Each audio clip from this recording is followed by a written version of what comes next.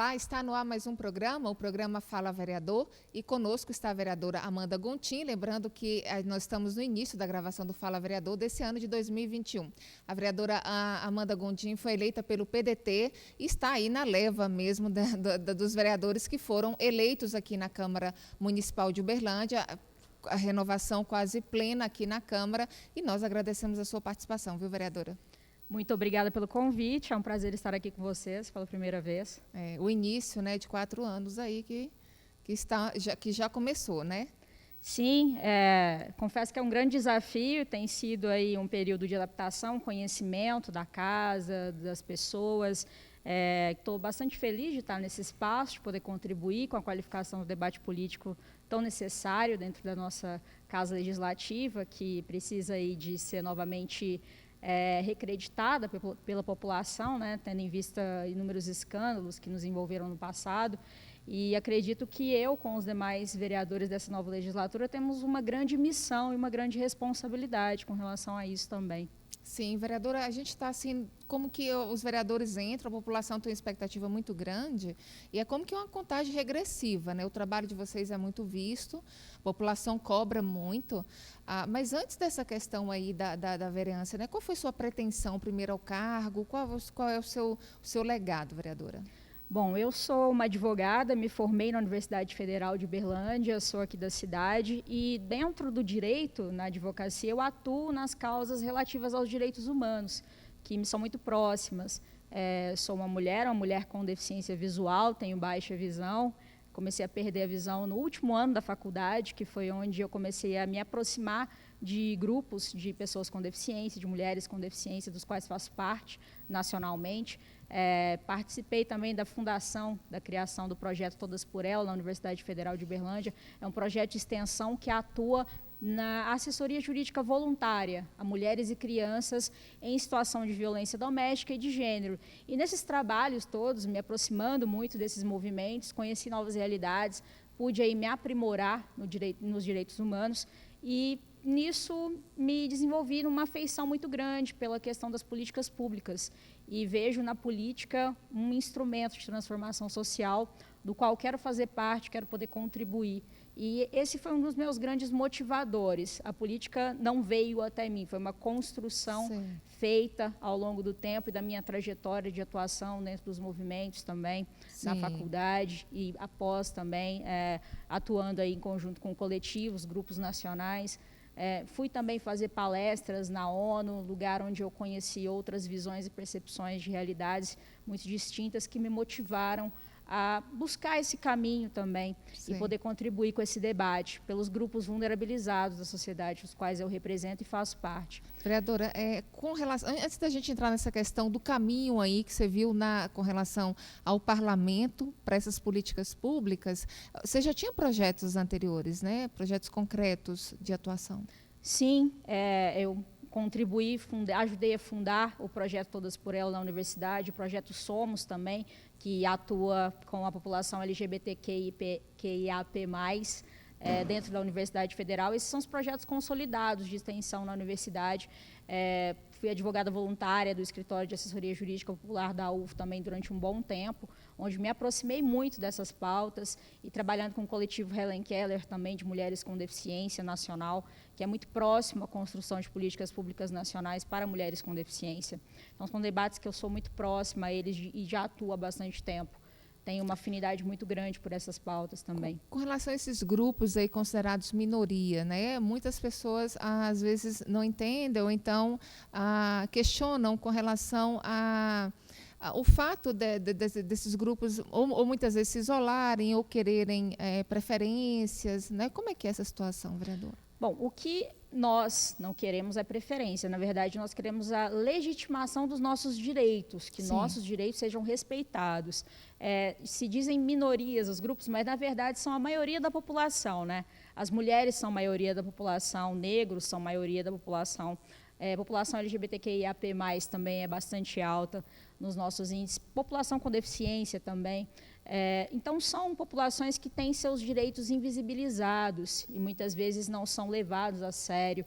Não existem políticas públicas que pautam efetivamente a promoção desses direitos para que essas pessoas tenham aí a garantia de trabalho, de educação, de saúde, políticas culturais, que sejam realmente preservadas, a segurança, a saúde. Então, são essas questões que nós buscamos quando falamos de realmente garantir esses direitos. E quando a gente pensa assim, por exemplo, mas a lei não é para todos, como é que fica essa situação?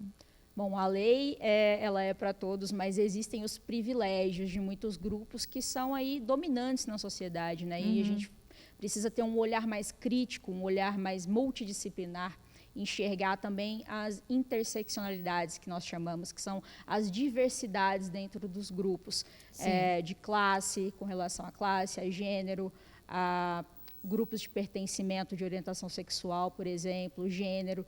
São questões que são marcadores da sociedade, que colocam, muitas vezes, a desproporcionalidade desses direitos nas pessoas. Uma pessoa branca, por exemplo, vai ter uma percepção de realidade diferente de uma pessoa negra da periferia, por exemplo. Então, e os acessos aos direitos e às políticas públicas, eles são diferentes também. É o que a gente diz de privilégios, por exemplo, de grupos padrões dominantes da sociedade. Se a gente for olhar a Câmara Municipal, por exemplo, nós temos um retrato disso, né, quando a maioria da Câmara é composta por homens brancos.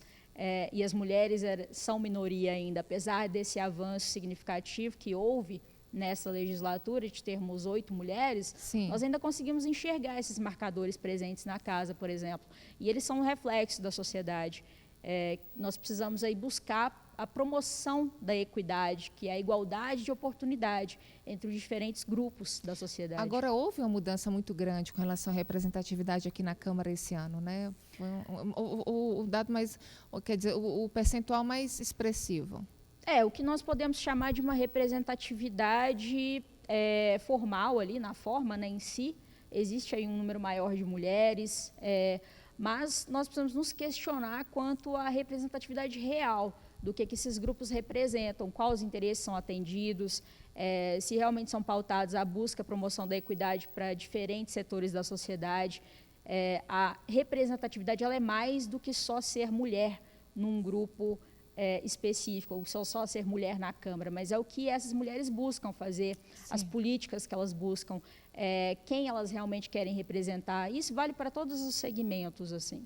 Vereadora, e com relação a essa questão de uma cadeira aqui na Câmara, né? No caso, um espaço aqui no Parlamento, como é que você veria esse trabalho seu sendo alongado daquilo que você já vinha realizando, quer dizer, resultado daquilo que você já vinha trabalhando? Eu acredito muito na política como um instrumento de transformação social, como eu disse. Eu acho que é um caminho de buscar que isso seja pautado, de buscar escutar as pessoas, de buscar abrir portas, construir pontes, para que outras pessoas também possam estar nesse espaço. As pessoas que eu represento, mas que para outras mulheres, em outros momentos, em novas legislaturas, possam ocupar mais ainda esse espaço, possam estar aqui se sentindo representadas e representando também. Eu acredito que é um passo que também representa muito do que outras mulheres lá atrás fizeram para que eu pudesse estar aqui. E eu quero dar continuidade a esse legado, eu quero poder abrir essas portas para que outras pessoas possam vir também ocupando esses espaços. Eu acho que a transformação política ela é a longo prazo.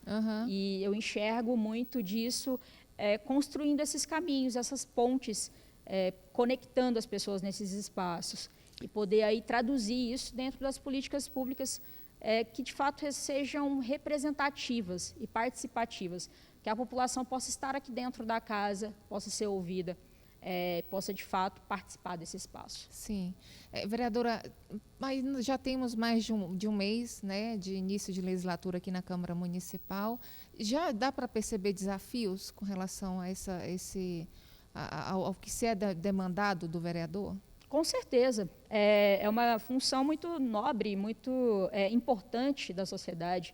E que, infelizmente, há um conflito muito grande, muitas vezes, de interpretação das competências, do que um vereador pode ou não fazer. Da cobrança. Do que é possível de ser feito. E as boas práticas de política, que eu acredito que é um desafio muito grande passar isso para as pessoas também, para que as pessoas não criminalizem o político, né, para que a gente consiga aí ter uma prática política realmente resguardada pelos valores democráticos e republicanos que essa casa deve representar. Então, eu encaro esses desafios sendo aí muito pedagógicos também, de levar informação às pessoas para que elas possam estar conectadas também com o que acontece aqui dentro e com a nossa forma de entender a política, que nós consigamos aí romper esses obstáculos pautados pelo tempo e por muitas práticas negativas do que era política, né? E poder interpretar isso de uma nova maneira. Existe muito aquela questão de que o vereador, a pessoa toma posse e ele se distancia da população. Você acredita que isso é possível de acontecer? Como que está? É possível já perceber essa situação ou como é que você avalia? Eu acredito que dependa muito do perfil do vereador ou da vereadora, né, da vereança, do que se entenda por política. Sim. Eu acho que é dessa diversidade de interpretações do que é a política, a boa prática da política. Para mim, é uma conexão com pessoas. É algo que eu já realizo, todos nós fazemos a todo instante. O que nós estamos fazendo aqui é institucionalizá-la, né, poder concretizar políticas públicas para que alcance o maior número de pessoas. E aí que a gente defenda os interesses também daqueles que não conseguem ter o acesso a esses direitos garantidos. E nós estamos aqui representando essas pessoas, né, na sua grande diversidade. Então, é claro que existe aproximação de determinados grupos de afinidade que vão se aproximar do meu mandato, por exemplo, nosso mandato por afinidades, e outros que não vão interpretar dessa mesma maneira. Eu acho que essa diversidade de interpretações de realidade, ela é normal, ela é parte do processo democrático e eu a interpreto com naturalidade. Eu a enxergo já nesse espaço dentro da Câmara que isso de fato vai acontecer, é natural que aconteça. A pandemia aí já restringe bastante a movimentação, a entrada de pessoas também, a princípio, aqui no prédio da Câmara, então acho que ainda vai se demorar um pouquinho para poder ter esse contato maior, né, vereadora, do que o espaço da Câmara pode proporcionar para a população. Mas eu queria falar, para a gente já terminar, infelizmente é muito rápido esse programa, mas para a gente falar sobre a sua iniciativa com relação à criação do juizado de violência doméstica. Vocês foram vereadores conjuntos, várias vereadoras ao Fórum de Uberlândia fazer esse pedido. Por que dessa necessidade, vereadora? Bom, nós fomos no movimento, né, aproveitando muito desse movimento político agora, dessas mulheres na casa, mais mulheres, porque os índices de violência são altíssimos, violência contra a mulher, das mais diversas formas.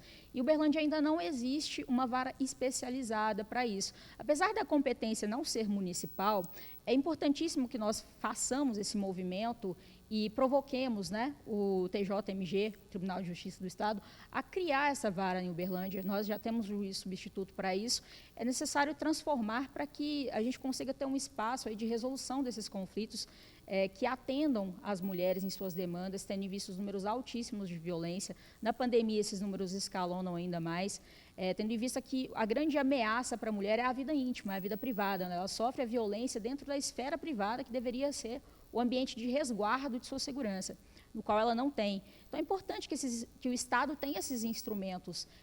Uberlândia é a segunda maior cidade do Estado e nós ainda não temos uma vara especializada. É importantíssimo que nós avancemos nesse sentido.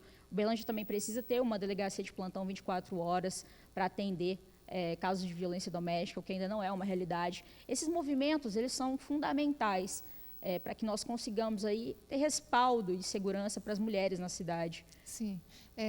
Existe custo, vereadora, quando se coloca aí a resistência com relação à criação, talvez seria isso de custo, ou porque realmente não era uma competência municipal e era necessário um trabalho de pressão maior com relação a esse juizado? Eu acredito que a interpretação venha de vários pontos diferentes. Acho que é o interesse de agir do Estado, que é fundamental para que isso aconteça, porque a competência é do Estado e do Tribunal de Justiça. E a movimentação dos outros órgãos que estão envolvidos nisso. Nós tivemos um movimento muito positivo da diretora do Fórum da Cidade, que merece ser resguardado aqui, que foi um avanço muito grande, dela ter tomado essa iniciativa também, nos recepcionado tão bem, e pautar essa questão, levar isso adiante. Faltava esse interesse de agir, que foi colocado à disposição, E também levar a sério a questão da violência contra a mulher, né? De fato, ter um diagnóstico preciso, a cidade precisa ter um diagnóstico do número de casos, de como está sendo feito, uma melhor comunicação da rede de enfrentamento à violência contra a mulher. São questões históricas na cidade. Nós temos uma rede muito bem construída, mas que precisa ainda melhorar em diversos pontos no atendimento ou na assessoria dessas mulheres, né, em situação de violência doméstica e de gênero, porque é uma questão muito delicada. É uma questão multidisciplinar e envolve todos os setores da sociedade.